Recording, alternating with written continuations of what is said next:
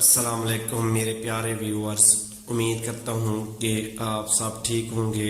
اور آج کی میری بہت ہی زبردست سٹوری ہے حبس محبت۔ یہ سٹوری دو دلوں کی ایک اہم کہانی ہے، اس کو مکمل دیکھنا، میرے چینل کو سبسکرائب، میری ویڈیو کو لائک لازمی کر دیجئے گا۔ آئیے چلتے ہیں سٹوری کی طرف۔ عائشہ کی آنکھ باہر ہونے والے چہل پہل سے کھلی تھی۔ وہ مندی مندی آنکھوں سے ٹائم دیکھنے لگی۔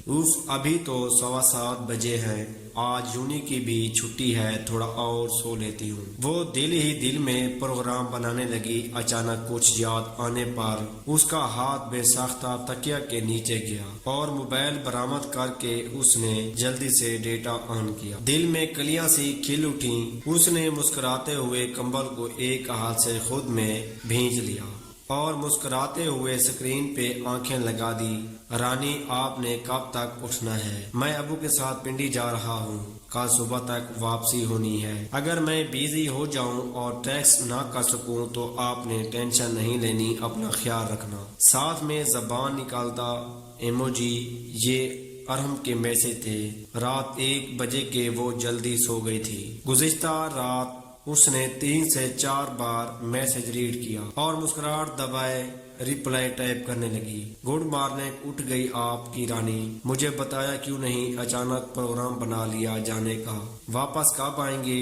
اور کل یونی بھی آنا ہے، آپ نے کوئی ڈنڈی نہیں مارنی؟ اچھا، آن لائن آئیں تو ٹیکسٹ کر دیجئے گا، میں ویٹ کروں گی۔ لمبا سا میسج ٹائپ کر کے اس نے سینڈ کر دیا اور موبائل واپس رکھے مسکرانے لگی۔ یہ برسوں کا معمول تھا۔ ارحم اس کے دور پرے کے چچا کا بیٹا تھا۔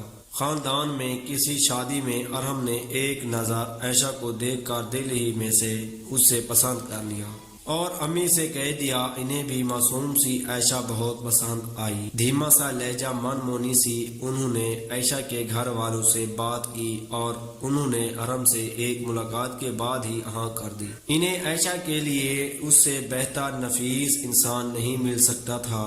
ارحم کی امی نے عائشہ کی والدہ سے کہا تھا کہ یہ میرے بیٹے کی بھی خواہش ہے۔ وہ تو نہال ہی ہو گئی، بھلا کفران نعمت کون کرتا ہے؟ انہوں نے دل ہی دل میں اپنی بیٹی کا اتنا اچھا نصیب کھل جانے پر شکر ادا کرتے ہوئے ہاں کر دی اور ارحم کی خواہش پر انہیں رابطے کی اجازت دے دی گئی۔ شادی ان کی پڑھائی کے بعد ہونی تھی۔ فی الحال راوی چین ہی چین لکھ رہا تھا۔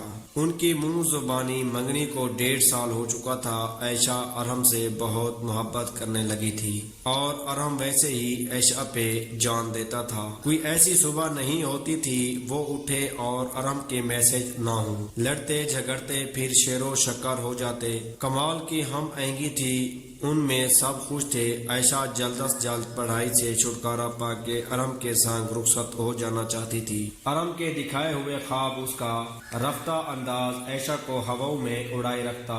کوئی پوچھتا عائشہ سے محبت کیا دیتی ہے تو اس نے کہہ دینا تھا، محبت آباد کرتی ہے، دل کا سکون ہوتی ہے، یہ رب کا تحفہ ہوتی ہے، یہ بامراد کرتی ہے، محبت آباد کرتی ہے۔ کیا ہی اچھا ہوتا جو سب ایسے ہی رہتا، محبت آزمائش سے دور رہتی تو کوئی کسی سے نہ بچھڑتا۔ عائشہ اگلی دن یونی میں بلائی سی پھرتی رہی۔ ارحم نہیں آیا تھا۔ وہ دونوں ایک ہی یونی میں پڑھتے تھے۔ ارحم اس سے سینئر تھا۔ منگنی کے بعد اس نے عائشہ کا داخلہ اپنے کالج میں کروا دیا تھا۔ وہ جلدی گھر آ گئی۔ حسب معمول وہ ارحم کے میسج کا ریپلائی کرنے لگی۔ اس نے بتایا کہ وہ کل آ جائے گا۔ آپ روز کال کرتے رہے، یہاں اسٹڈی کا کتنا خرچ ہو رہا ہے، اور سر بھی آج مجھ سے پوچھ رہے تھے ارحم کیوں غائب ہے۔ میں کیا جواب دوں؟ جناب شہر کے دورے پر گئے ہوئے، کوئی پرواہ ہی نہیں۔ عائشہ ارحم کو 2 دن نہ دیکھنے کی وجہ سے اداس تھی اور سارا ملبہ یونی پہ ڈال دیا۔ ارحم کا میسج آیا، اسٹڈی کا ہی مسئلہ ہے یا کچھ اور اہم ہے؟ وہ شوق ہوا۔